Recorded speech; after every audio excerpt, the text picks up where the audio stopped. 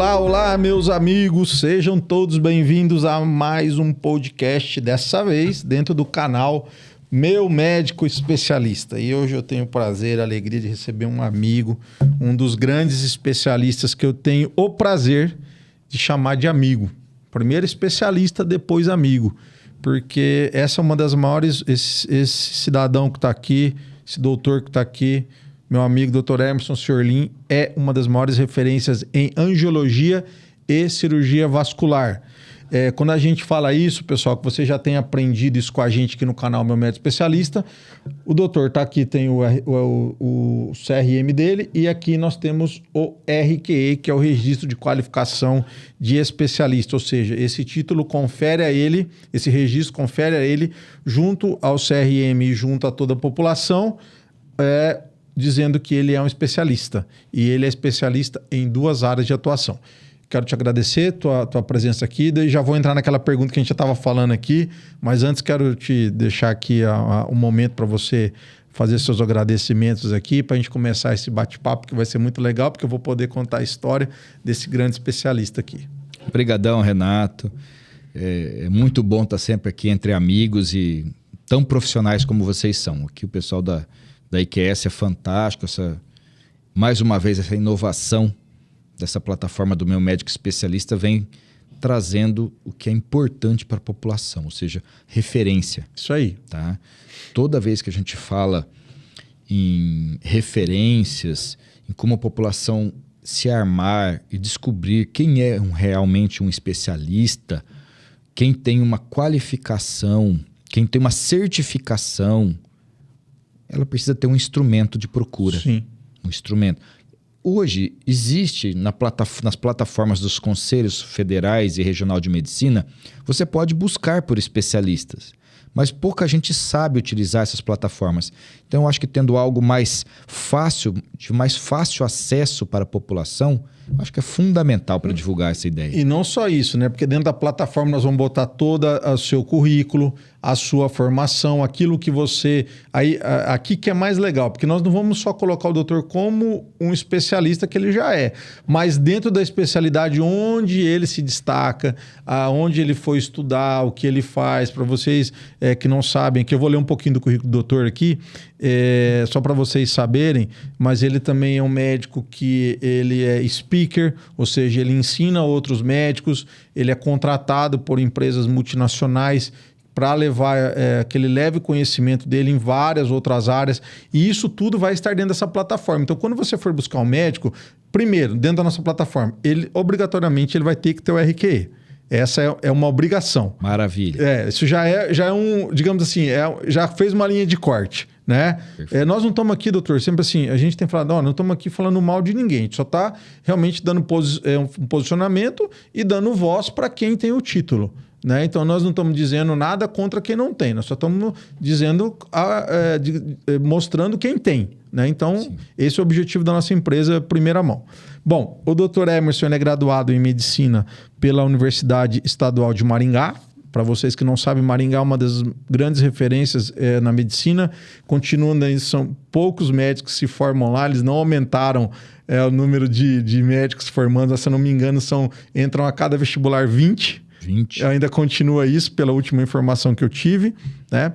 Ele é membro titulado pela Sociedade Brasileira de Angiologia e Cirurgia Vascular. Tem uma pergunta aqui que depois eu quero que ele explique a questão da angiologia. Membro titular da Sociedade Brasileira de Laser e Medicina e Cirurgia, que depois nós vamos entrar um pouquinho... Se a gente tiver hoje, nós vamos falar da carreira dele. Mas assim que a gente tiver um espaço, nós vamos falar dessas novas tecnologias em laser. E ele tem uma área de atuação muito grande em flebologia estética a laser e também em endolaser, na retirada de safenas via laser. Atuação no treinamento e qualificação médica em laser, tecnologias hiperpigmentação a laser também, qualificação em tratamentos com laser transdérmicos e endovenoso na cirurgia vascular. Bom, então é por isso que ele além de ele ter o RQE, É por isso que ele tem, por isso que ele é uma das grandes referências, não só aqui na nossa cidade, mas no nosso estado também. E ele é ele é um médico que é muito procurado por empresas que buscam como speaker para que ele também leve conhecimento para os outros médicos aqui no nosso estado também. Doutor, a primeira pergunta que eu quero saber é o seguinte. Esses dias eu estava procurando, pesquisando, né, e outros médicos. Eu percebi que quando a gente busca lá o teu RQE, ele está colocado no CFM como angiologia e cirurgia vascular. E aí teve outros que a gente só percebeu que o médico ele é cirurgião vascular. Explica por que você tem, no teu RQE, ele tem angiologia e cirurgia vascular. Olá, Renato. Isso é uma questão muito legal até para explicar para as pessoas. O que significa angiologia? Angiologia é o estudo dos vasos, tá? Então seria o clínico que faz todo o diagnóstico e a parte de tratamento clínico dentro da vascular. Tá? Então, os diagnósticos das doenças arteriais, mesmo o diagnóstico da doença venosa, ele é o médico clínico. Então, o angiologista não tem a formação cirúrgica para uma cirurgia de grande porte. Tá? Então, essa é a qualificação básica do angiologista. O cirurgião vascular é um outro título de especialista onde ele está apto a realizar cirurgias de qualquer porte dentro da cirurgia vascular. Desde uma cirurgia de varizes convencional até uma cirurgia de aneurisma, de aorta, de carótida, uma ponte de safena, um bypass cirúrgico. Tá? Então, são dois títulos diferentes, onde um é clínico e o outro é cirúrgico. E você, quando fez a tua formação... Eu fiz a prova para as duas especialidades. Tá. São duas especialidades dentro da mesma área, que é na área de vascular periférica. Uhum. No passado, você tinha muitos angiologistas de maneira isolada. Aos poucos, isso foi se juntando muito. E hoje, a grande maioria que presta prova presta para cirurgia vascular. Tá. Porque ele já está apto para a cirurgia e também pode fazer a parte clínica. Entendi. Tá? Vamos supor que fosse a diferenciação do cardiologista clínico, que cuida das doenças clínicas do coração, mas quando ele vai para uma cirurgia cardíaca de ponte de safena, ele vai para um cirurgião cardíaco. Tá. Então seria o angiologista e o cirurgião vascular. Tá. Então eu tenho as duas qualificações. Na minha época de prestar prova para o título de especialista, eu prestei para as duas modalidades ao mesmo tempo. Hoje, pouca gente opta também porque é mais complicado. É o dobro de estudo, o dobro de assunto e também a prova se torna mais difícil. Entendi. Né? Então, mas eu tenho as duas qualificações. Ótimo. Agora nós vamos entrar na linha, entrar no túnel do tempo agora. Que hoje o objetivo do meu médico especialista é justamente enaltecer a formação do especialista. E para isso nós precisamos voltar uns anos atrás aí, e eu queria que você contasse essa história para as pessoas, porque o que a gente tem visto aqui, acho que por aqui já passaram mais de 20, 30 médicos nesse canal, né?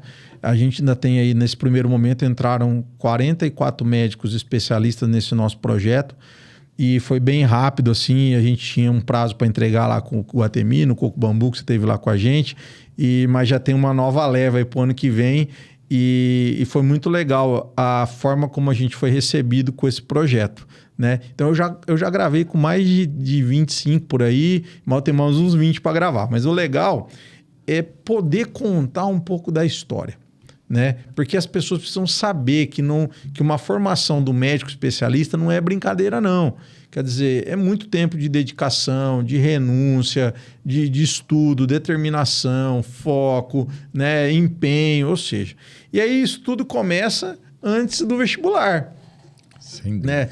E assim, eu te conheço, né? Alguns aqui que eu não conhecia, eu fiz essa pergunta. Eu sei que eu te conheço a tua história, você não teve nenhum médico na família. Não, sou o único. Você é o primeiro médico na família e a semana passada... Não, foi essa semana que teve feriado, agora a gente em Banana.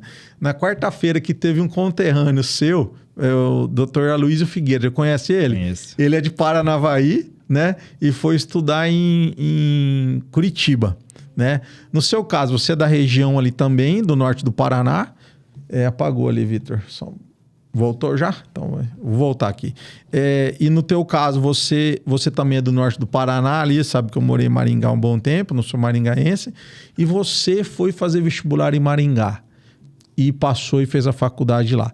Eu queria que você contasse onde surgiu a medicina na sua vida. Quando você era criança, quando você era adolescente, quando é que surgiu o desejo de fazer medicina? Teve pessoal que contou aqui que quando era criança, teve lá, já sabia que ia ser médico. Teve outros que falaram, terminei o colegial, fui ver o que eu ia fazer. Então, e no seu caso, você é filho de agricultor, né? E como é que você, um filho de agricultor, na nossa região lá, para quem não sabe, é uma coisa importante, a terra ali é muito, né? A região de Maringá, Paranavaí, Nova Esperança. Muito fértil. Muito fértil, uma terra vermelha linda, né? Tanto é que nós somos chamados os pé vermelho, né? Pé vermelho. Como é que a medicina surge na vida de um pé vermelho que teria tudo para ser um agrônomo, ou um veterinário, um zootecnista, sei lá, essa área do agro, e se tornou um médico? É muito interessante, né? Você sabe que isso sempre me emociona bastante porque mexe lá no histórico. Na minha infância, eu tinha somente um tio meu que me falou uma vez: você vai ser médico. Eu ainda brinquei com ele. Falei, tio, esse meu tio morava em Tupã, é falecido. Irmão do seu pai? Da minha mãe. Irmão da minha mãe. Eu falei, olha, eu acho que eu nunca vou ser médico, tio. Nunca passou pela minha cabeça. E aquilo passou. Aquilo eu tinha 7, 8 anos de idade. Porque ele me ajudava muito, porque eu gostava muito de fazer pipa. Sim. Adorava fazer pipa. Fazia ciclismo, bicicross. Na minha época de infância era bicicross. Imagina eu ia pra Maringá, na Praça do Peladão, lá, fazer bicicross naquela pista lá. Lembro. E eu sou de Nova Esperança, mas eu nasci em São Jorge do Ivaí. Que é pertinho ali. Exatamente. E aos 2 anos de idade, meu pai mudou para Nova Esperança, onde vive até hoje. É uma cidade de 35 mil habitantes, pequena, 40 quilômetros de Maringá. E na época, sempre estudei em escola pública. Quando eu cheguei no colegial, no primeiro ano do colegial, eu vi que o colégio na minha cidade estava fraco, para a escola pública. E eu falei para meu pai, eu quero estudar em Maringá. Legal. O senhor paga um colégio para mim? É caro. Eu falei, pago, meu filho. Como que você vai? Não, eu vou de ônibus, tem um ônibus da prefeitura que lá. Já sabia tudo já, né? Então, eu acordava às 5 da manhã, porque às 5h20 eu pegava o ônibus. Eu ia até Maringá e 10 para 7 eu entrava no colégio, no Nobel. Nobel, lá na Zona 7. No Nobel. Morei lá perto, lá. E aí, eu fiz o 2º e o 3º ano colegial no Nobel. No meio do 3º ano, eu prestei a prova como treineiro. Como não existia medicina no meio do ano, eu fiz para farmácia, que era o curso mais concorrido. Sim. E fui aprovado, raparam a minha cabeça, virou aquela coisa. Mas foi só no 2º para o 3º ano que me veio a vontade de fazer para medicina. Porque a vida toda eu me programei para fazer faculdade de engenharia. Eu sempre gostei muito. Civil? Mecânica. Mecânica. Eu sempre fui envolvido em montar coisinhas, em aparelhinho, mexer em carrinho, montar aparelho eletrônico em casa. Eu sempre mexi muito com isso. Eu tinha uma aptidão boa com isso, eu estudava alguns livros, eu mexia bem na parte elétrica. Legal. Tanto é que eu dava aula de matemática para meus colegas. Inclusive, meus 2 maiores colegas de infância são engenheiros mecânicos. Inclusive, trabalham em multinacionais. E eu que dava aula de matemática para eles no final do ano. Cara, que legal. Então, todos os meus professores acreditavam que eu ia seguir a carreira de engenharia. E no 2º ano, tinha um colega mais velho que estava fazendo o 1º ano da faculdade de medicina lá em Maringá. Ele falou, mas vamos comigo lá. Antes de pegar o ônibus, eu tinha terminado uma prova no sábado e estava lá à toa. Vamos comigo ali na UEM, que eu vou lá no laboratório de anatomia entregar um trabalho lá. Falei, vamos lá. Passava ali no meio daqueles blocos. Exato, ali. Pertinho ali. Aí eu fui era com perto ele mesmo, entregar verdade. o trabalho com ele. E aí aquilo, ele falou, não vai assustar, tal. Aqui é a sala de anatomia, tem uns cadáveres aqui no fundo, tal. Não vai assustar, tá? Geralmente não pode entrar, mas você tá comigo, entra, tal. Aí eu entrei e ele achou que eu ia ficar assustado. E foi o contrário, aquilo lá foi me chamando a atenção. Aquilo me encantou. Ele já fazia medicina? Ele fazia o 1º ano. Tá. E eu tava fazendo o 2º ano colegial. Entendi. E eu vi aquilo. Aí vocês iam pegar o busão para voltar. Aí ele ia também para Nova Esperança. Sim, sim. Tá, ele era de lá. Aí aquilo me chamou a atenção. Olha, nunca tinha pensado em fazer medicina, mas é aquele negócio. Aí eu comecei a especular ele, conversar, perguntar disso, daquilo. E aí ele foi me falando um pouco sobre aulas que tinham de fisiologia, tal, de bioquímica, de funcionamento, as cascatas de funcionamento de bioquímica, tal, das aulas de anatomia, de dissecção em cadáver. E aquilo lá, embora pusesse as pessoas pensar em causar horror, aquilo começou a me intrigar. Eu falei, eu quero conhecer esse negócio. Aí eu pedi para ele um outro dia, ele me levar lá na faculdade. Aí eu falei, eu vou fazer esse negócio. É para mim. No segundo ano. Segundo ano. Aí eu comecei o terceiro ano. Focado. Falei, não, o que será que eu vou fazer? Terceiro ano, aquele momento de decisão. Sim. Tinha 16 anos de idade. Que é chata essa fase, né? O que vai ser da minha vida? O que eu vou fazer? Muita pressão também. Exato. De todo lado. Né? Vestibular, aquela concorrência e tal. E aí o cara que ia fazer engenharia, eu chego pro meu pai e falei, pai, eu vou fazer vestibular para medicina. Meu pai olhou para mim e falou, meu filho, meu pai é agricultor, toda a minha família é da agricultura. Você tem certeza?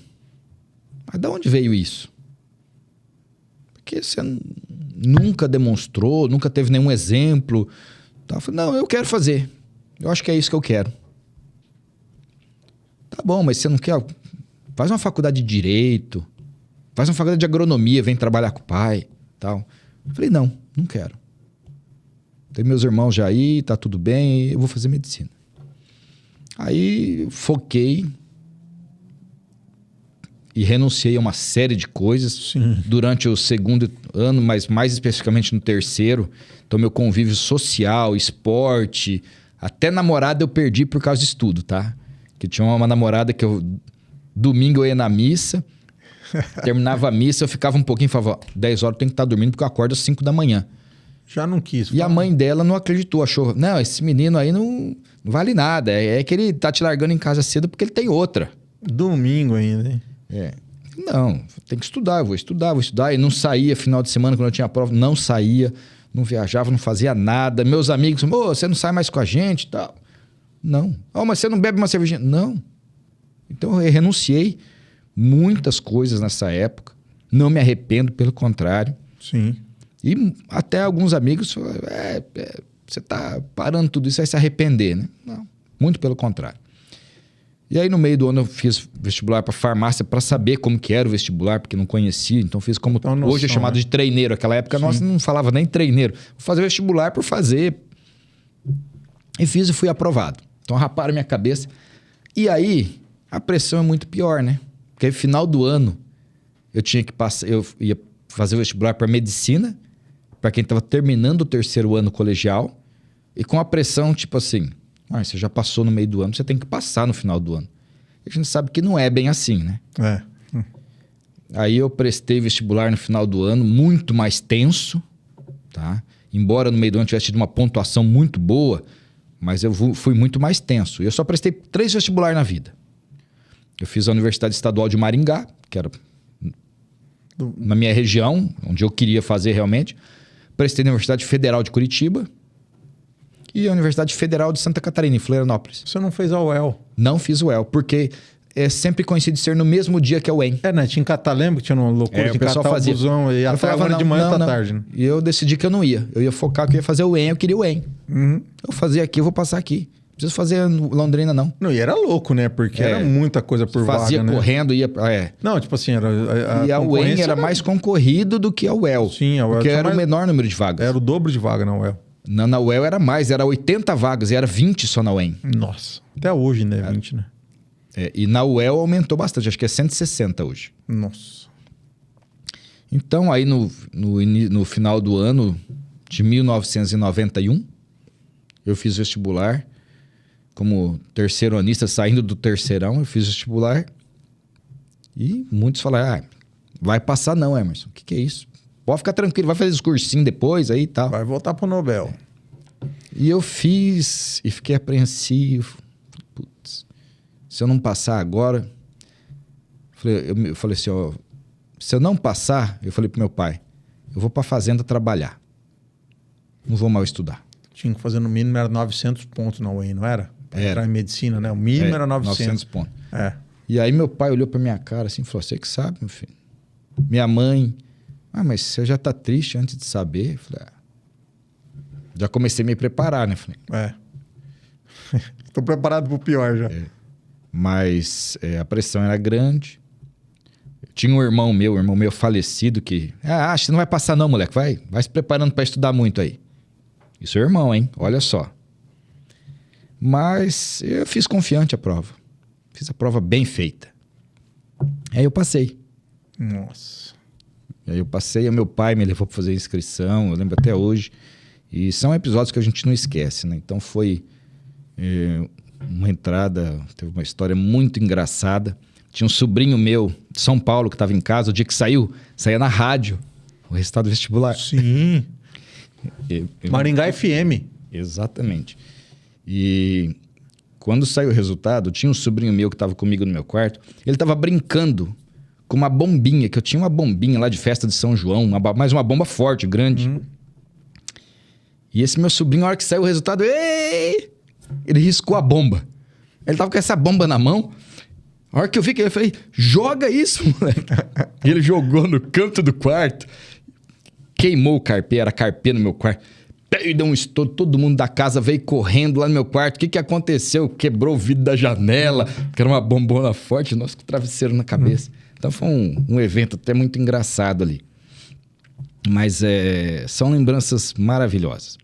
E a faculdade aí eu comecei realmente algo novo, desconhecido. Aí eu fui morar numa república em Maringá, com mais uns amigos. E um grande amigo meu até hoje, que era da minha cidade, de Varela. E que foi uma pessoa que me deu muita força lá. Médico? Não. Esse colega é advogado hoje. Na época ele fazia cursinho. O pai dele, o avô dele foi amigo do meu pai. E o pai dele era amigo do meu pai. Então, era uma história que já tinha uma confiança de família. Então, ele foi que nem um irmão para mim nessa época, que eu era molecão, 17 anos na faculdade. Jovem, né? Perdidão, morando fora de casa. Porque hoje é muito fácil. Hoje tem celular. Internet. Hoje tem internet. Hoje tem cartão de crédito. Naquela época não tinha. Era dinheiro na mão. Você põe aqui no teu filho aqui, você monitora ele onde ele tá, né? Entendeu? E nessa minha época não existia isso. Você sabe disso, Renato? Eu sei, fichinha no orelhão. Opa!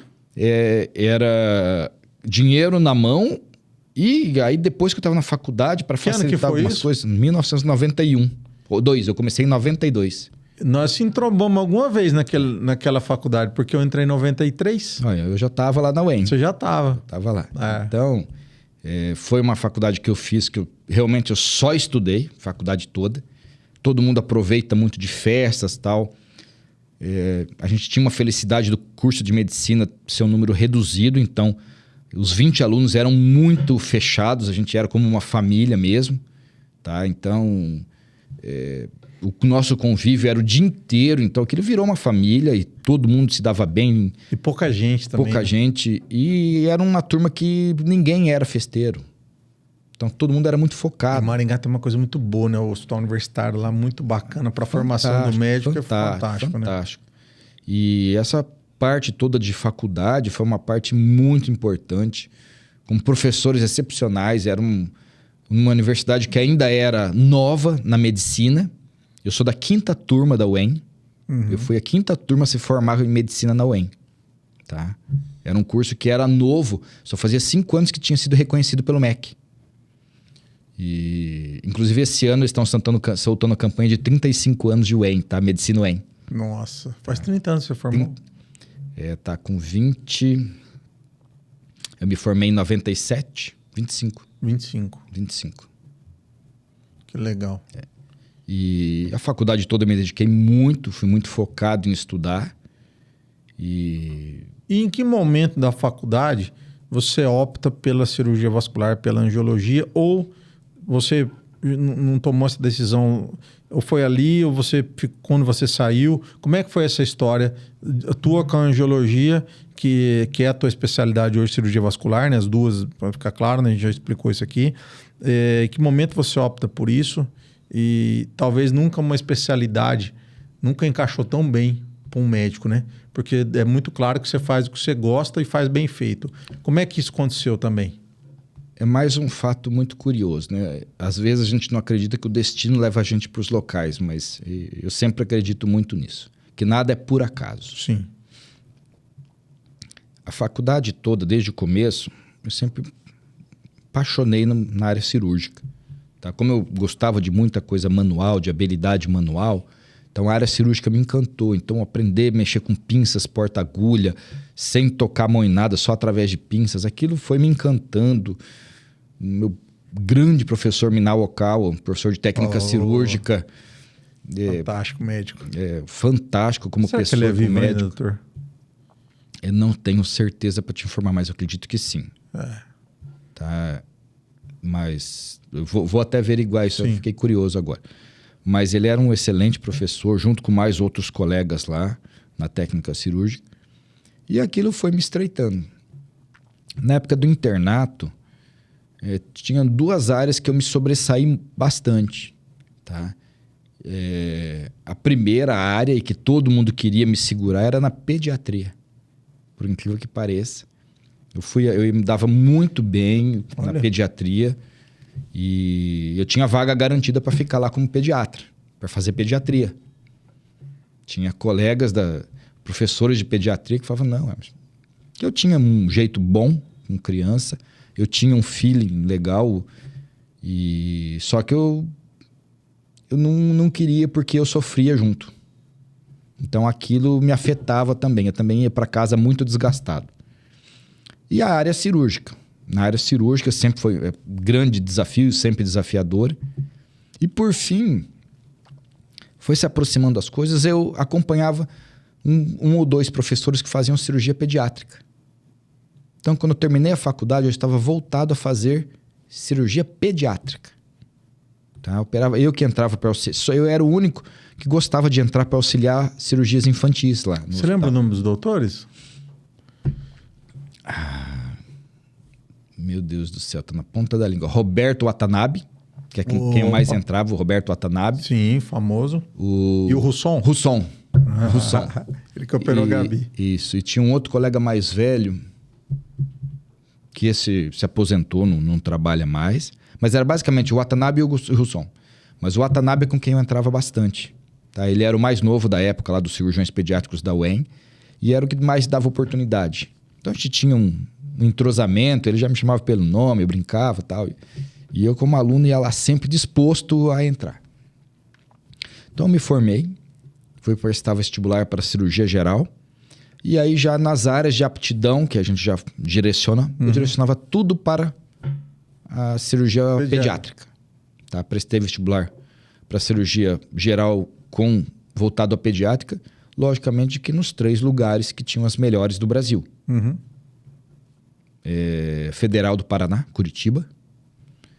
UEL, que era fortíssima e é forte até hoje na cirurgia pediátrica. E Santa Casa de São Paulo, que na época era considerada melhor. E fiz as provas e, inclusive, na Santa Casa de São Paulo, das 5 etapas de prova, eu fui muito bem, fui fantástico nas provas. E, na época, não vou citar o nome para não ser indelicado, sim, mas eu estava das 1.800 candidatos para 10 vagas, eu estava em 2º colocado, em todas as etapas. E chegou na entrevista, no final, o colega me falou que, sem dúvida, eu seria a primeira opção dele pelo meu currículo e pelo meu desempenho. Mas eles estavam muito tendenciosos, como ia ser uma vaga só que ia ser direcionada, tinha uma aluna da casa que preteria a vaga. Então, na diferenciação ali, infelizmente, eles acabaram optando pela colega da casa. Então, aí eu me frustrei com isso. Mas ainda bem, né? Olhando hoje. E aí um colega de turma meu estava fazendo prova para cirurgia vascular. Aqui em Rio Preto. Eu nunca tinha cogitado, eu não conhecia Rio Preto. Vamos lá comigo, Emerson? Eu falei, não, Emerson, você gosta de cirurgia pediátrica, cirurgia vascular também é uma cirurgia, você vai gostar disso. Pô, vamos lá. Aí eu vim fazer uma entrevista no IMC e fiz FAMERP também, fiz a prova nos 2 locais. Mas no IMC eu fiz a entrevista e uma prova oral dia 22 de dezembro. No ano que terminou a faculdade? No ano que terminou a faculdade, 1997. Tá. E aí o colega falou assim, olha, eu já estou com as 4 vagas preenchidas para residência Mas eu vou te dar uma chance. Eu vou dispensar um e você começa dia 2 de janeiro às 7 da manhã. Eu quero você aqui. Você aceita? Dia 22 pro dia 2 de janeiro, 10 dias. Dia 31 pro dia 1º eu tava de plantão. Lá em Maringá, que eu tinha me formado e tinha começado a pegar uns plantões, porque você começa a querer ganhar vida. Já tava com dinheirinho no bornal ali. Falei, poxa vida. Voltei. Falei, estarei aqui dia 2. Fui embora. Cheguei em casa, falei, dia 2 eu começo lá em Rio Preto. Mas você vai morar onde? Você vai viver onde? Eu me viro, vou dar um jeito. Peguei o meu carrinho, mala no carro. Dia 1º, todo mundo comemorando. Eu cheguei em casa às 7 horas da manhã, juntei minha mala, botei tudo, almocei. Falei, tchau pai, tchau mãe, tô indo. Vim embora para Rio Preto. Aí tinha um colega veterano meu que fazia residência de cardiologia aqui. Aí eu entrei em contato com ele, falei, não, fica aqui, você dorme na sala. Eu moro numa república aqui com mais 3 colegas. E aí você traz um colchãozinho, você vai dormindo aqui até você arrumar um lugar para você. Sempre tem gente boa no caminho da gente, né? E eu dormi 6 meses num colchão na sala. E 6 meses minha roupa ficou na mala. Saía da mala para usar, para lavar, voltava para a mala, porque não tinha onde deixar. Mas estudando muito também. Estudando muito, trabalhando bastante. E aí foi me cativando. No final do 1º ano da residência, o então chefe do serviço, José Dalmo de Araújo, me convidou, falou, eu preciso de um assistente. O doutor José Dalmo está aposentado já hoje, né? O pai está somente o filho trabalhando. Sim. Falou, eu preciso de mais alguém na equipe aqui. Gostei de você. Eu acho que você tem mais um ano de residência no mínimo para você terminar. E você decide aí o que você prefere. Aí eu fiz mais 2 anos de vascular no serviço. Então eu fiz 3 anos. E fui fazer minha prova de título. Então foram 3 anos de residência. 3 anos de cirurgia vascular. Tá. E aí eu estava no Rio de Janeiro fazendo minha prova de título de especialista. E quando eu terminei a prova lá, antes de ter o resultado, a minha atual esposa, que na época era minha noiva, me ligou. Eu liguei, né, para falar com ela. Tá tudo bem, terminei a prova, eu acho que vou passar, fui bem na prova e tal. E ela falou assim, olha, me ligaram aqui dando os parabéns, que você foi aceito para entrar na sociedade. Eu falei, que sociedade? Não, no IMC, você não tá sabendo? Eu falei, não tô. Nós levamos o teu nome para uma assembleia e 100% de aprovação para você se tornar sócio do instituto. Pra você ficar no grupo. Eu falei, mas eu não dei resposta ainda. Falei, e você fazendo a prova de título. E eu fazendo prova de título. Então, quando eu voltei do Rio, eu já voltei com o resultado aprovado na prova de título. E já os colegas já aqui me dando os parabéns, você vai fazer parte do time. Então, eu já comecei olhar com outros olhos e no medo, lógico, que no meio do caminho bate aquela insegurança. Até então, eu pretendia voltar para o Paraná, né? Perto da minha família, dos meus pais. E aí, minha namorada daqui, vamos ficar noivo, já veio aquela pressão, e agora tá tudo certo, agora podemos ficar noivo, pronto. Aí não teve jeito. Aí acabei encarando e... Já tá um pouco da história com o Rio Preto aí também. Já começou minha história com o Rio Preto aí. E aí nunca mais fui embora. Né? E foi nessa prova que você fez angiologia e cirurgia vascular na mesma prova? Na mesma prova. Tá. Eu já fiz as 2 opções. Podia fazer separado, ou angiologia ou cirurgia vascular, ou fazer as 2 juntas. Eu optei por fazer as 2. Falei, vamos por tudo ou nada. E aí, quando é que você, com o passar do tempo, aí você vence, lógico, passou na prova, já é especialista, já entra num dos maiores centros, né, do Brasil, né? Porque o MC era reconhecido nesse ponto, né? Hoje o MC não pertence mais a vocês, no caso você era sócio lá também, hoje ele foi vendido, né? E que momento você começa a se tornar também um professor? Porque depois lá na frente você faz parte também da residência. Sim. Né? Quando é que isso acontece? Quando eu comecei a fazer parte do grupo, existia o serviço de estágio reconhecido pela sociedade, né? E precisa de titulares ou especialistas que façam parte do grupo, que assinem, que vão estar empenhados no ensino. Então tinha o Dr. José Dalmo de Araújo, o Dr. José Dalmo de Araújo Filho, e eu entrei como assistente do serviço. Então eu também assinava. Então a tutoria direta com os residentes de cirurgia vascular era a maior parte do tempo comigo. Eu era o mais novo do time Então, e eu sempre gostei de estar envolvido. Sempre gostei de estar envolvido e muito estimulado até pelo Dr. Dalmo. Então, eu gostava muito da parte científica. Tá? Sempre, todo congresso eu estava com pelo menos uma ou duas apresentações. Tá? Então, eu sempre estava com um tema para apresentar num congresso, um tema livre, um pôster, o que quer que seja, mas eu estava. Teve congresso que eu apresentei 5.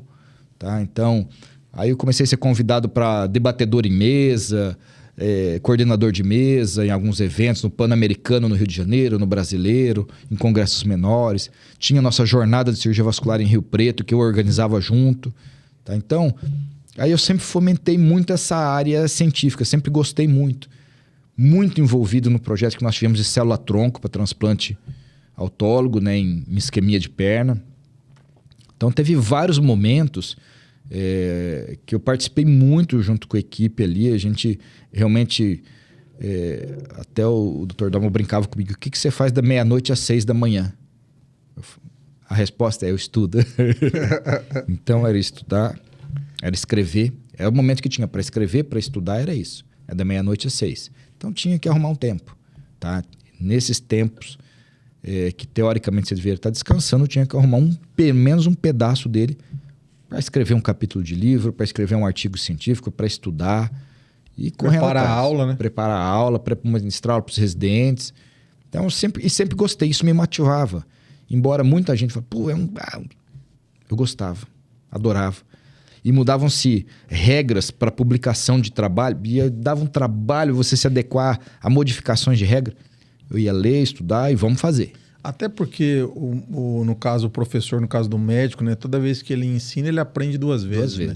Isso é uma grande realidade, né? Não tem como ser diferente, né? E eu acho que o seguinte, eu acho que conhecimento tem que ser compartilhado.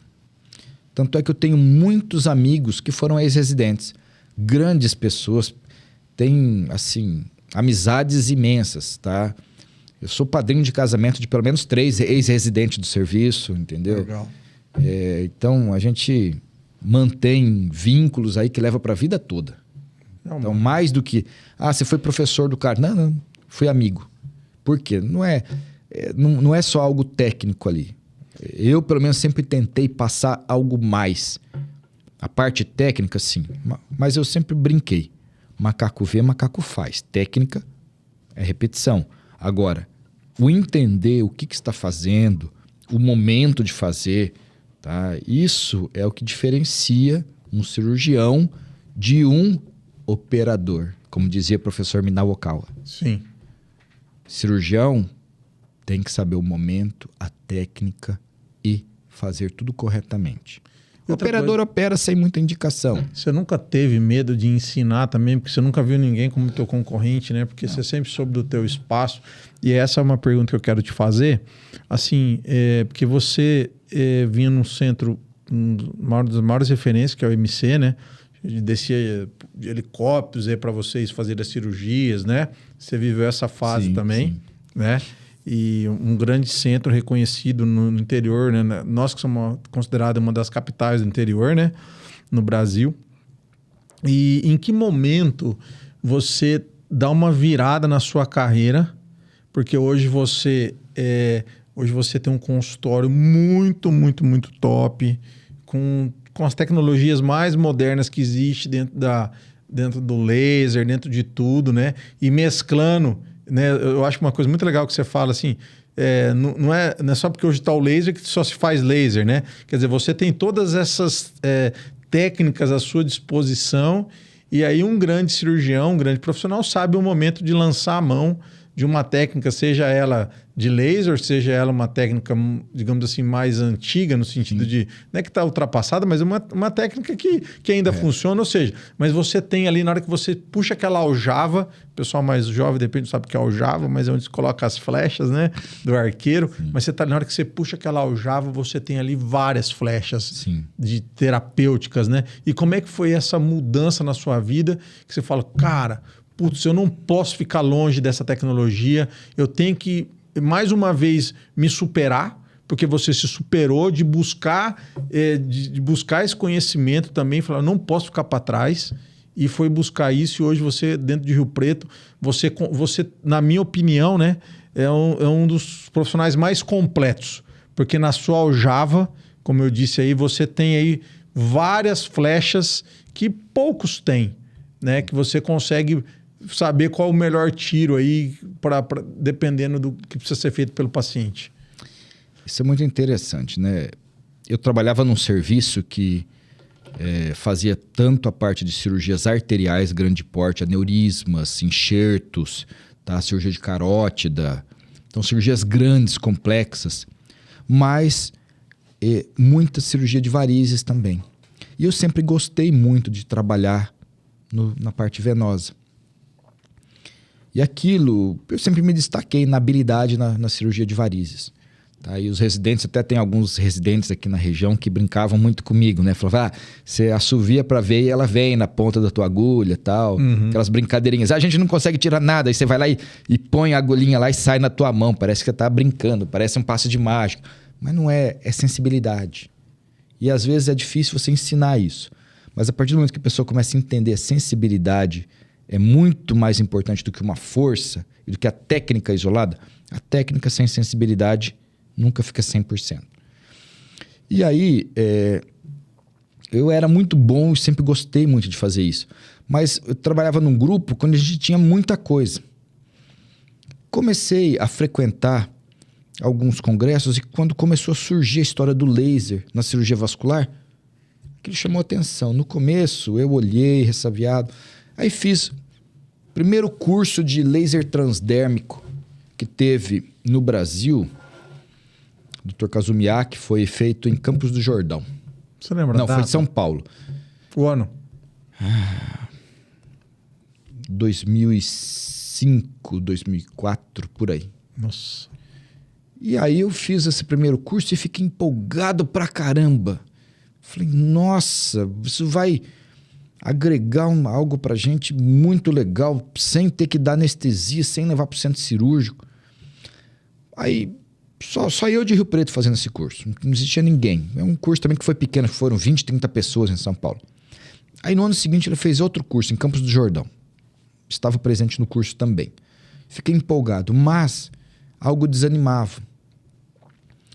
Nós tínhamos só uma empresa que vendia esse tipo de laser para esse tipo de tratamento no Brasil. E era uma fortuna.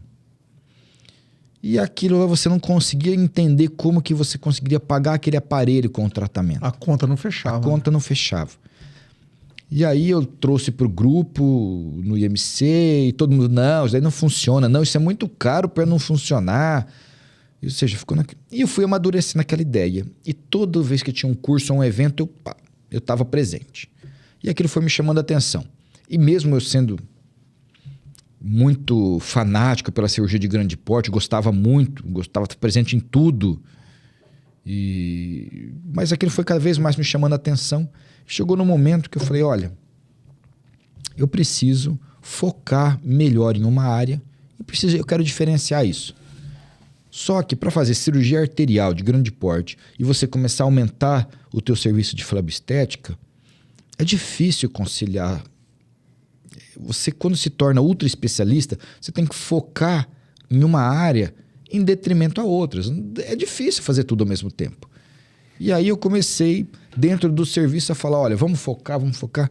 E fiquei por 10 anos tentando fazer com que os sócios adquirissem equipamento para que eu montasse uma chamada Fleb Suite dentro do IMC. E ninguém nunca quis. Levei para apresentação até em assembleia, custos e como que ia ser feito. Não teve aceitação. Chegou um momento que eu falei, bom, fiz mais uns cursos, aquilo bateu, eu falei, eu vou fazer esse negócio. Foi quando eu montei a clínica sozinho, comprei uma sala no edifício comercial e falei, eu vou começar a fazer flebestética aqui, vou montar. Lá no Navarro, né? Lá no edifício Navarro. Onde você está hoje? E aí eu comprei o primeiro equipamento de laser com medo de não conseguir pagar ele violentamente, com pouca experiência clínica em laser, mas aquilo, cara, parece que é o que faltava. Então aí as coisas casaram. Aí eu abandonei totalmente, até sair da equipe que eu fazia parte e fiquei trabalhando sozinho, inicialmente lá no IMC também, mas no Navarro sozinho, e montei a estrutura toda de uma flebo suite para fazer o tratamento com laser transdérmico, escleroterapia com espuma densa, com realidade aumentada, com um Doppler para punção dirigida, tudo lá para mim.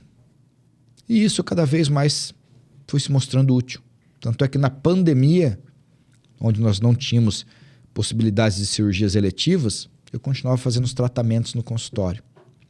Aí eu fui convidado, inclusive, por uma empresa multinacional para dar aula sobre como gerenciar o consultório no meio da pandemia, reunindo as regionais de Ribeirão Preto e São José do Rio Preto. Bom, isso foi maravilhoso. Para mim, eu tive um aprendizado grande, compartilhei algumas coisas com os colegas da região, fiz muitos amigos, tá? Fiz alguns amigos na regional de Ribeirão Preto, Franca, lá que, embora pareça ter tão perto, mas a gente não conhece os colegas próximos. E aquilo lá, a partir dali, começou a engatilhar algumas coisas a mais, né? Depois eu fui convidado para dar algumas aulas sobre outros assuntos relacionados à área de fleboestética e cada vez mais eu fiquei focado em fleboestética, né? E como eu já tinha toda a formação básica, o acrescentar a tecnologia, no início gera alguns conflitos para os que não entendem, tá? Teve colega cirurgião vascular que falou para mim, poxa, Emerson, você opera tão bem, você vai parar de operar? Eu falei, não vou parar de operar. Eu estou acrescentando algumas ferramentas ao meu portfólio. Então, o tratamento hoje, ele tem várias ferramentas. As flechas na aljava. As flechas na aljava. Então, o X da questão é entender qual é o melhor para cada um, em cada momento, em cada situação. Então, aí eu vi que eu precisava ter tudo isso. Foi quando você já conhece que eu criei o slogan que tinha que ser excelência no atendimento. Sim. Ou seja, eu tinha que focar porque eu precisava oferecer o melhor que tem para aquele paciente naquele momento. E para isso eu não posso fazer tratamentos gerais. Não posso fazer de tudo. Sim. Quem faz de tudo um pouco não consegue fazer o melhor de algo muito específico. E o tratamento de varizes ou a fleboestética hoje são tantas variáveis e tantas opções que exige do profissional uma qualificação constante. Eu não paro de estudar e não paro de fazer curso. Esse ano, eu fui para um novo curso. Você sabe que eu estou entusiasta, eu estou com 2 equipamentos de laser, estou comprando um terceiro, cada um com uma especificidade e uma função. E... Calma, não fala desse... Exato, não fala desse... Eu quero que você fale depois do endovenoso, do endolaser. Tá, eu quero que depois você fala do endolaser. Mas o X da questão é que o conhecimento não pode parar, Renato. Essa é uma filosofia.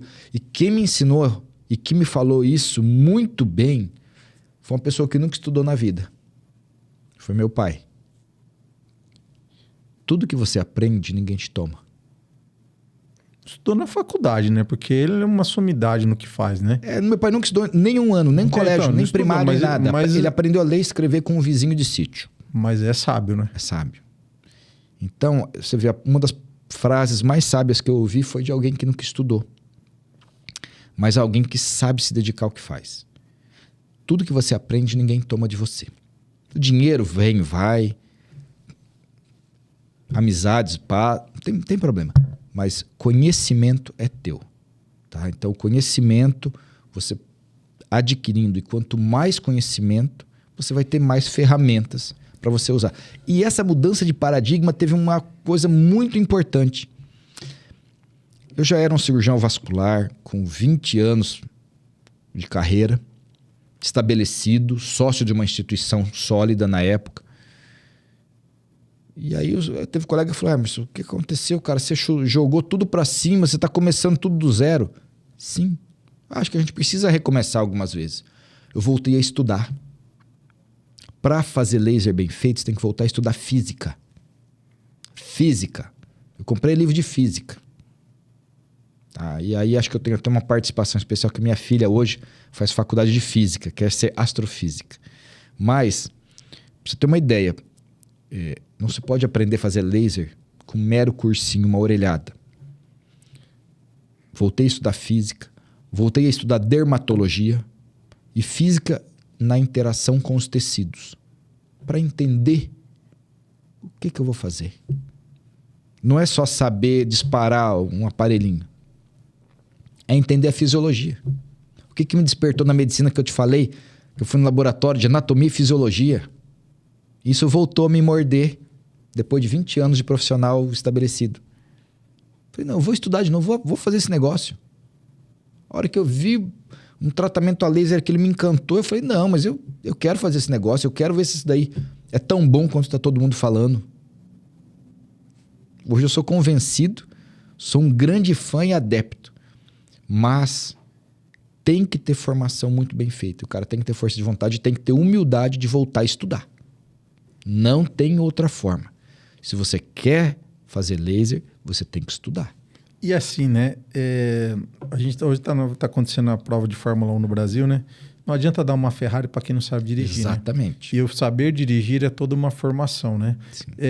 Antes de a gente entrar no endovascular, endovascular, falei certo, né? Sim. No laser endovascular, né? Que é o laser que é uma das funções dele é a retirada de safena por fibra ótica. Sim. Então, tô aprendendo com você. Na tua opinião, antes da gente entrar no endovascular, qual que é o risco que as pessoas correm? Porque você hoje é muito procurado também por alguns pacientes cujo tratamento não deu muito certo. Hoje tem muito não médico também entrando na tua área também, né? Recentemente eu estava escutando infelizmente, uma pessoa que morreu por um tratamento lá estético, realizado por um não médico, né? Numa clínica que nem era habilitada pela Anvisa. Qual que é o risco hoje do paciente passar por um tratamento, seja ele dentro dessa aljava aí que a gente falou, né? Seja ele com laser ou não laser, de não estar sendo acompanhado por um profissional que não tem qualificação dentro da área? Pela tua experiência, pelo tudo que você vê, né? Hoje você é muito indicado pelos próprios médicos também. Muitos médicos de outras áreas, né, indicam também. Você trata hoje mãe de médico, filho de médico, médico, ou seja, né? Você tem um nome forte nessa também. Como é que é isso para você? Bom, algumas coisas são muito... Ao mesmo tempo que é muito fácil de falar, talvez seja com alguns exemplos que as pessoas vão entendendo, mas um tratamento médico, por mais simples que ele possa parecer, ele tem um grau de complexidade. Ou seja, quando eu vou falar de um tratamento de vasinho, de varizes, muitas pessoas colocam como banal. Isso é simples, é fácil. Ou dispara um laserzinho aqui, ou injeta um negocinho ali na veia. Tudo bem. Qual é o mecanismo de ação que você está produzindo e o que ele está causando no teu organismo? E quais os riscos e os benefícios desse tratamento? Quais as possíveis complicações e como tratar as complicações quando elas ocorrerem? Você tem que ter todas essas respostas para você fazer um tratamento. Então, você já entendeu que não é tão simples quanto parece. Toda vez que a gente vê eu atendo toda semana alguma paciente insatisfeita ou com complicação de um tratamento realizado. Por algumas vezes não médicos, outras vezes mesmo por colegas médicos que às vezes não tiveram, vamos falar assim, a perspicácia de escolher a melhor opção de tratamento. Sim. Tá? O não médico, para mim isso é inadmissível. Tá? É algo que eu não consigo entender. Como que você deixa alguém que não tem formação e não sabe o que é, tá injetando dentro da tua veia um produto que você não sabe o que é? Ou seja, como que você é capaz de deixar alguém introduzir algo no seu corpo que você não sabe o que é e nem a pessoa que está injetando sabe o que faz? Então, para mim, você contrata um motorista para dirigir para você que não sabe dirigir? Ou que não tem carteira de motorista? Você não contrata. Tá? Você vai contratar um encanador para mexer na tua rede elétrica? Não. Ou seja, cada macaco no seu galho. Então, outros profissionais, os esteticistas, sem nada pejorativo, mas eles não têm qualificação, não têm conhecimento para. Por que a criança sobe na árvore? Por que a criança se queima, enfia o dedo na tomada? porque ela não tem conhecimento do perigo daquilo. Então, toda vez que um não médico realiza um procedimento que seria um ato médico, ele faz com uma intenção, às vezes até que boa, mas é porque ele não tem noção. A ignorância da coragem. Essa frase de meu nome de turma do professor Donald Wilson. A ignorância da coragem. E o ignorante não sabe dos riscos, então ele faz. Ignorância da coragem. Então, toda vez que eu vejo um não médico fazendo um procedimento desse, ou o paciente que vai com um não médico, é porque ele não sabe do risco que está correndo. E o risco, inclusive, de morte. Ou, no mínimo, de uma mancha de pele, de uma sequela. Eu pego muito paciente com complicação de não médico. Com tromboflebites, com trombose induzida, com embolia pulmonar produzida por procedimentos de não médicos. Eu tenho no meu consultório, listo. E existe ainda um outro grupo que vem insatisfeito com procedimentos realizados por médicos mesmo, mas que às vezes não são qualificados.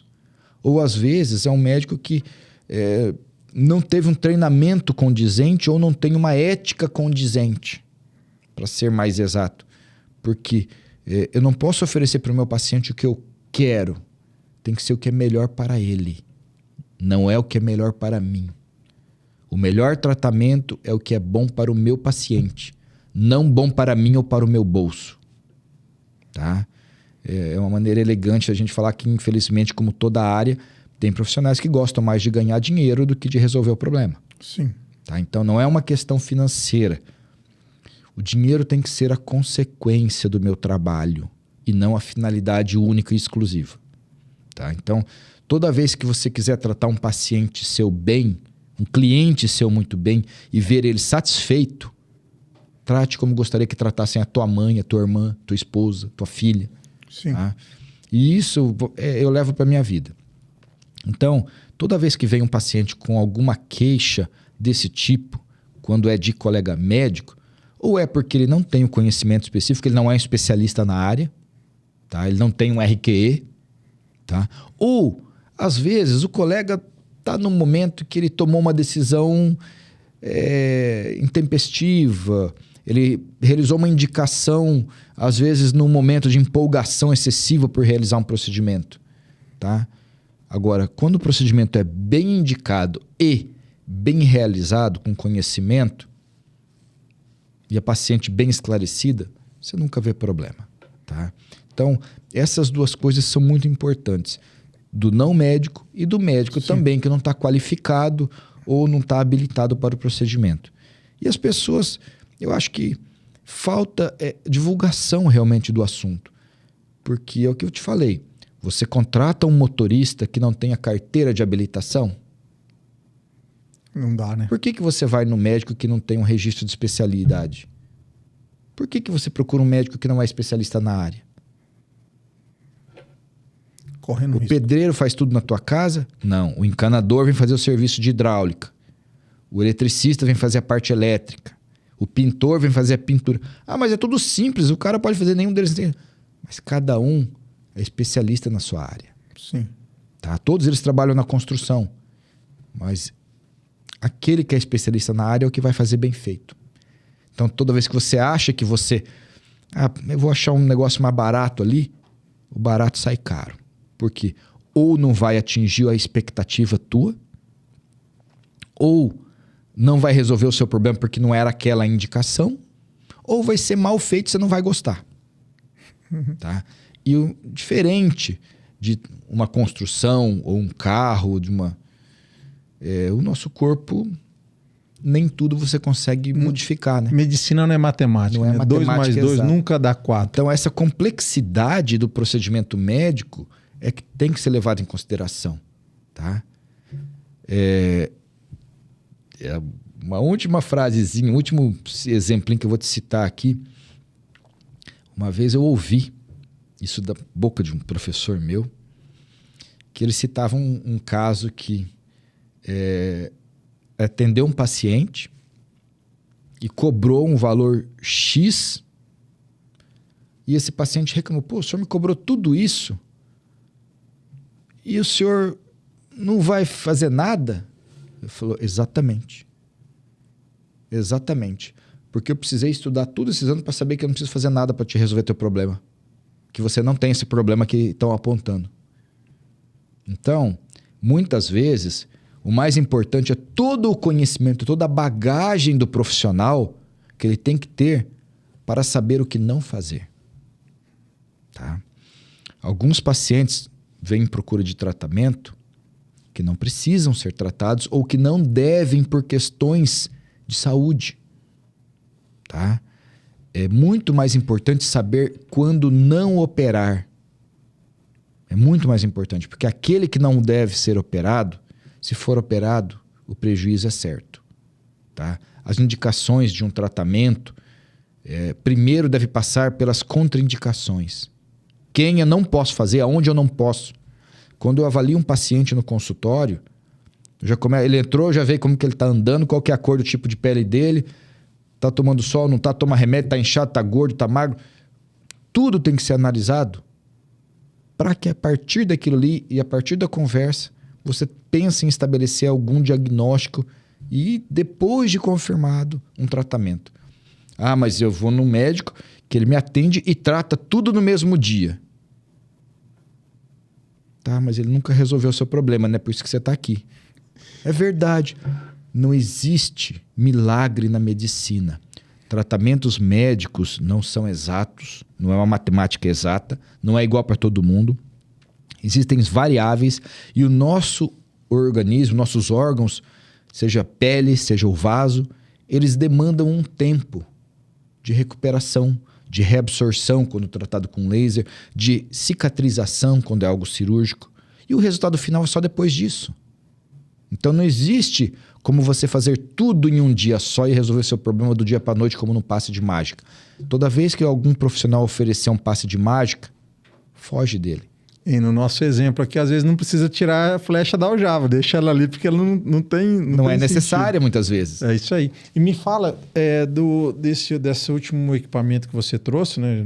Último para mim, né? Já faz um bom tempo já, que é o endolaser, que a partir de agora também, e é muito interessante que existem casos ainda que a retirada da safena continua sendo feito pelo método tradicional, Sim. se a gente pode dizer isso, e hoje tem também uma indicação através do endolaser, com essa fibra ótica também, sim. que é feito a nível ambulatorial, né? Em hospital, né? E hoje você faz também isso dentro de uma das maiores centros aqui de São José do Rio Preto, né? Que é lá no Dórios, né? Você faz isso aí lá com uma equipe fabulosa. Um hospital também, assim, totalmente diferenciado, né? Totalmente. Como é que foi para você também fazer a retirada da safena através desse método que é através do endolaser? Existe muita... Endolaser, falei certo. Endolaser, tá certo. Existe muita confusão, eu vou até esclarecer isso melhor para você entender um pouco. Laser para tratamento de varizes. Nós temos dois tipos. O laser chamado transdérmico, que é uma fonte de luz disparado que atravessa a pele e atinge o vaso lá embaixo, promovendo o secamento, a queimadura, o aquecimento do vaso. Esse é usado para varizes e vasinhos em regiões de perna, face, tronco, a gente faz no consultório. Sem anestesia, é muito tranquilo e resolutivo, nas mãos habilitadas. E para veias mais profundas, mais calibrosas, e principalmente começou com o tratamento de safenas, é o chamado endolaser, ou laser endovenoso, ou endovascular, onde através de uma punção com uma agulha, guiada por ultrassom, nós passamos uma fibra ótica, um fiozinho, dentro da safena, que vai sendo guiada com ultrassom, e depois na ponta dessa fibra ótica vem sendo disparado, eu venho tracionando e vai disparando o laser que vai queimando a safena por dentro. Então, é um trauma mínimo, tá? São vários detalhes técnicos, é lógico, parece muito simples, mas aquilo que eu falei, dentro da complexidade que eu tenho que saber, para o paciente se torna simples. Ele é complexo para mim e ele é simples para o meu paciente. Por quê? Porque com uma punçãozinha, um furinho de agulha, igual você colher sangue, eu passo uma fibra ótica e trato a safena inteira. Aí eu tiro a fibra ótica, ponho um curativinho, um band-aidzinho, ponho o paciente em pé e ele vai embora para casa andando. Tá? Isso é uma forma de ser feito. Sim. Hoje é considerado padrão ouro para o tratamento de safenas. Se no passado a cirurgia era o padrão ouro, desde os últimos guidelines, e o último acho que foi 2017, ele mostrou superioridade. Os métodos de chamada termoablação das safenas mostraram ser superiores ao tratamento convencional. Então não sou eu que estou falando, isso é literatura médica mundial. Tá? E então não tem como você deixar de oferecer. Quando você coloca no teu slogan que é excelência no atendimento, como que você não oferece algum tipo de tratamento para o teu paciente? Sim. Então eu ofereço todos, e tudo que eu ofereço, eu só ofereço a partir do momento que eu tenho pleno conhecimento e domínio da técnica e das complicações, porque todo procedimento, se não for bem realizado e algumas vezes mesmo bem realizado, pode ter complicações. Tá? Então, esse procedimento bem realizado é fantástico. O que ele melhorou? É um pós-operatório muito tranquilo, você nem parece que foi operado. Levanta e sai andando, não tem dor. Tá? Desconforto praticamente não existe. Ele vai com uma meia elástica para casa. Em setembro agora eu operei um colega. Até fiquei estressado porque eu fiz o procedimento no dia, fizemos só com um bloqueio de nervo femoral, para ele não sentir nada. Pode algumas vezes ser feito até somente com anestesia local, tá? Mas por questões de conforto, eu prefiro fazer no hospital, com uma sedaçãozinha, o anestesista sempre me dando suporte fantástico, que eu acho que isso merece. Tá? É um procedimento médico e merece uma atenção especial, mesmo sendo minimamente invasivo. E o paciente, 4 dias depois, estava fazendo trilha em Machu Picchu. Ele foi para o Peru fazer caminhada e fazer trilha lá nas ruínas em Machu Picchu. Então, quando você ouve falar em tratamento de uma safena de um paciente e ele está fazendo trilha 4 dias depois? Isso é um colega, viu, aqui de Rio Preto. Viu? E explica para as pessoas o que a gente falou dessa safena que tem que ser retirada. O que uma pessoa sente, por que retirar essa safena? Quais são os sintomas e quando tem que ser retirado? Né? A gente falou aqui, acabou... As varizes é uma coisa que você já tem falado com mais hábito aqui no teu Instagram também, a gente vai ter bastante conteúdo. Mas falar da safena, quando a pessoa precisa retirar a safena, o que ela sente?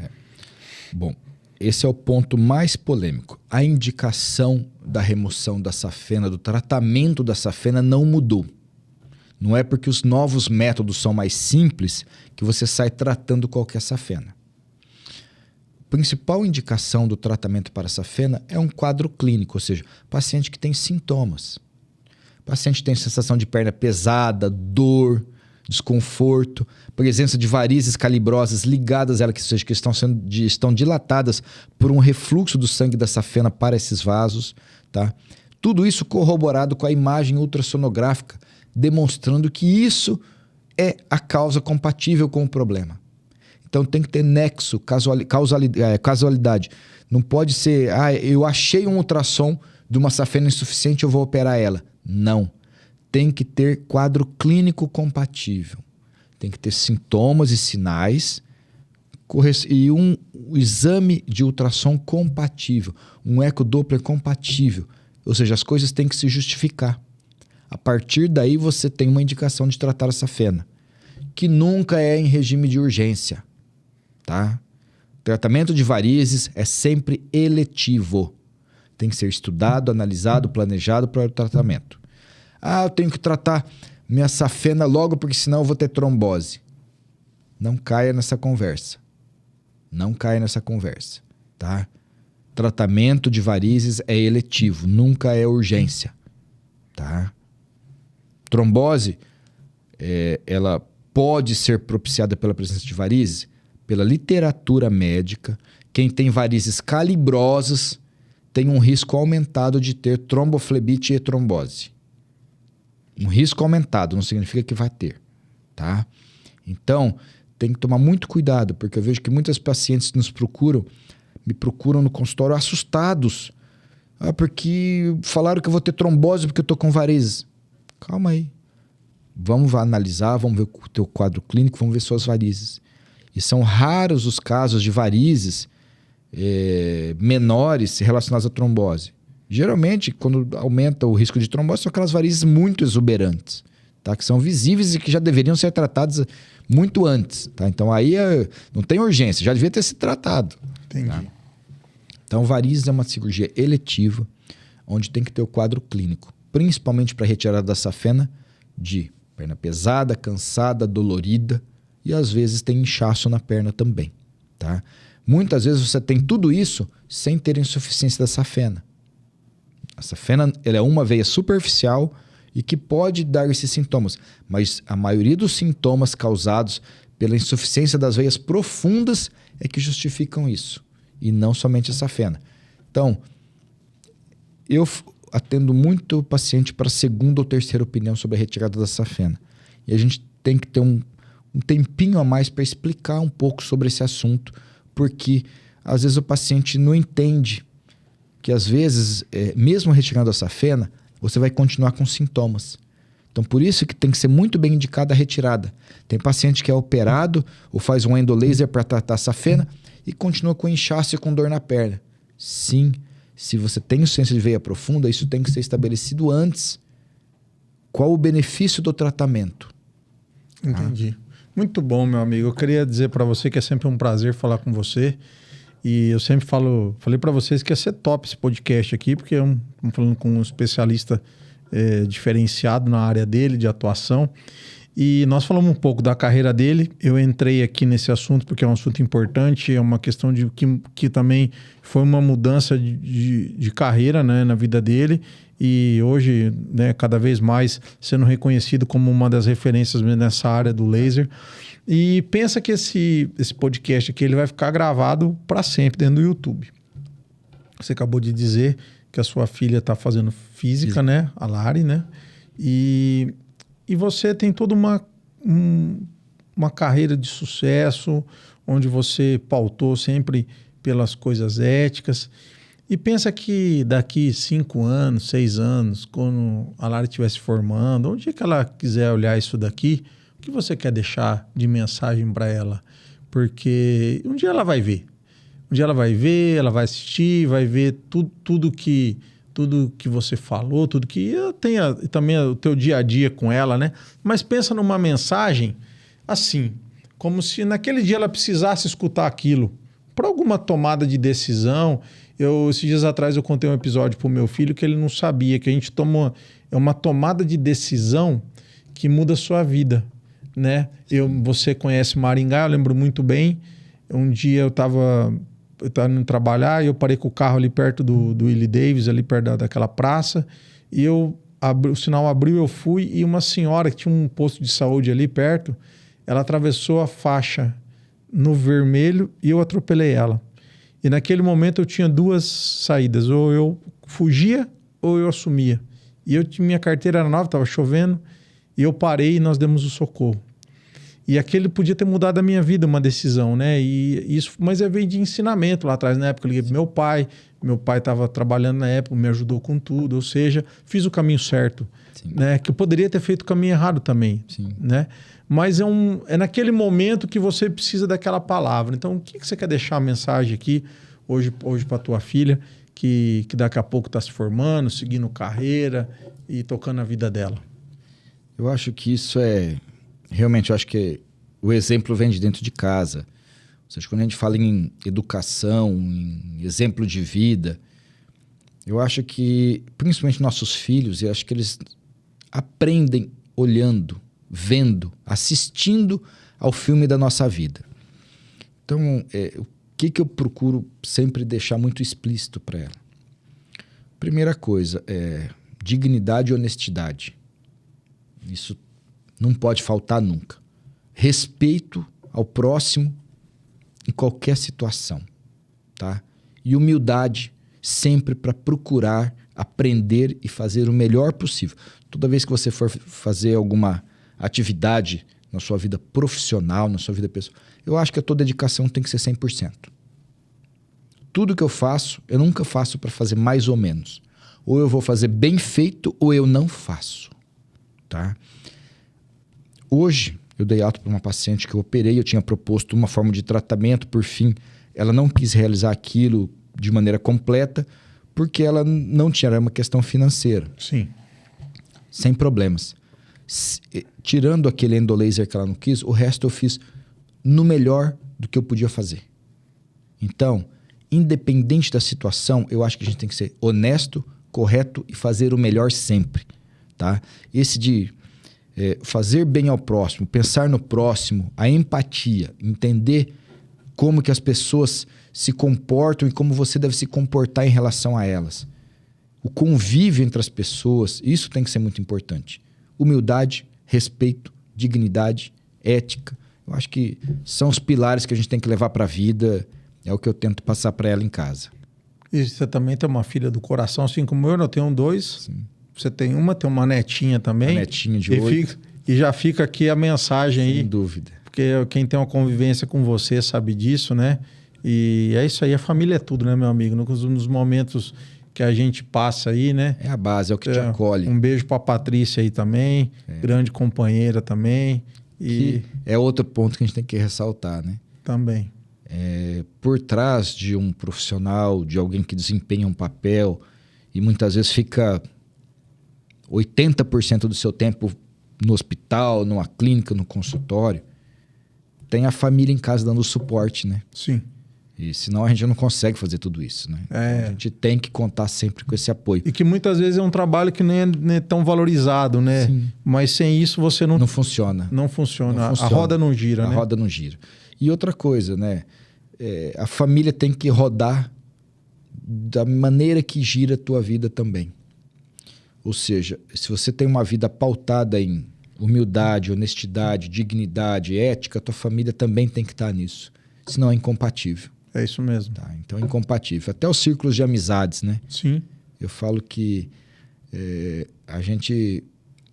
Não que a gente se relacione só com pessoas que agem da mesma maneira que você, mas a gente sempre procura estar cada vez mais próximo das pessoas que a gente acreditam na filosofia de vida, na filosofia de desempenho profissional. Vocês da IQS, que a gente está junto faz um bom tempo com você, Renato, com a Kelly. Então a gente acredita... Bons anos aí. Exatamente. Lógico, todos nós estamos sujeitos, que você falou, tem momentos de decisões, de falhas, mas é muito nítido quando a pessoa procura fazer sempre o bem e de maneira correta. Sim. É muito nítido. Você sempre sabe diferenciar uma pessoa que pode ter um erro, mas é um deslize por um acaso. Sim. Do que alguém que faz... E se reposiciona, né? Exato. Eu sempre penso o seguinte, eu penso sempre num caminho... É muito legal o que você está falando. Eu penso numa estrada, né? E ali é onde tem o guarda-reio. Né? Então tem a estrada, tem a linha do meio ali. Você pode andar naquele caminho ali, tem a curva. Mas assim, o guarda-reio sempre vai estar te protegendo. Sim. Tem hora que você vai bater no guarda-reio. Né? Que você dá aquela que você, tipo assim... Dá aquela encostada. Saiu para acostamento, ainda tem o guarda-reio, né? Então o acostamento já é um balizador. Mas aí mesmo assim, às vezes você... Mas o guarda-reio fala, opa, volta.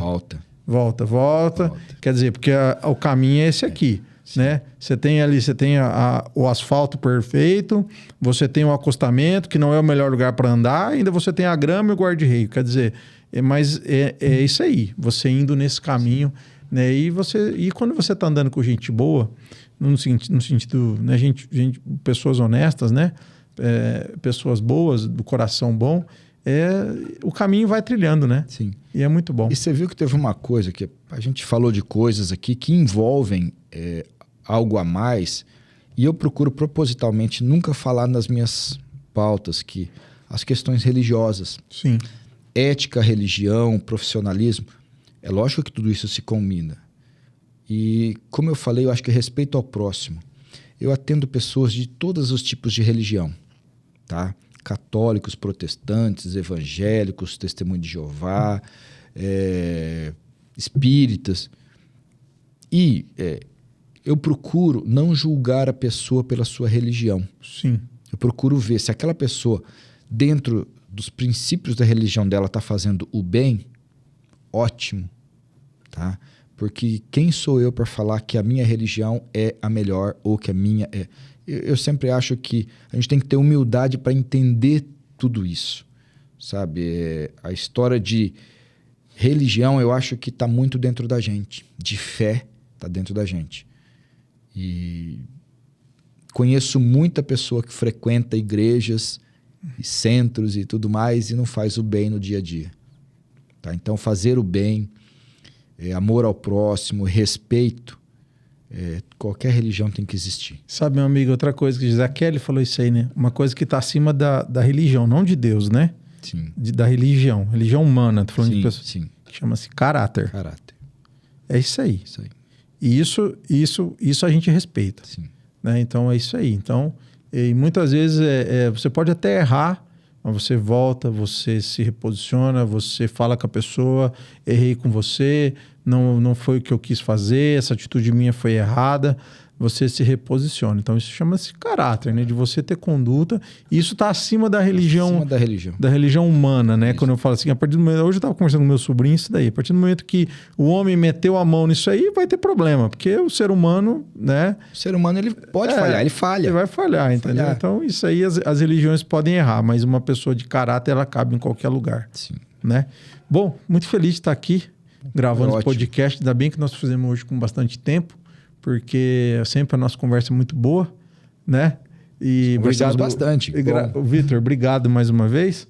O Vitor que sempre dirige aqui para nós, proporciona todo esse cenário aqui, cada vez melhor. Acho que você já viu uma evolução muito grande. O doutor tá com a gente, viu, Vitor? Desde os podcasts lá de trás, quando a gente gravava com aquele microfone aqui ainda na frente, depois a gente foi progredindo, né? Hoje nós estamos com o estúdio totalmente diferente aqui. Se não me engano, foi o primeiro podcast que eu gravei quando eu entrei na empresa.